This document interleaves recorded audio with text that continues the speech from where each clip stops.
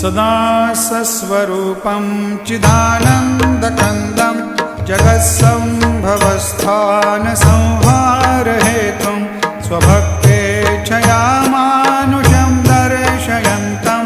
नमामीश्वरं सद्गुरुं साईनाथं भवद्वान्तविद्वां समार्तण्डमीड्यं मनोवागतीतं मुनिर्ध्यानगम्यं जगद्व्यापकं निर्मलं निर्गुणत्वां नमामीश्वरं सद्गुरुं साईनाथं भवाम्भोधिमग्नार्दितानां जनानां स्वपादाश्रितानां स्वभक्तिप्रियाणां समुद्र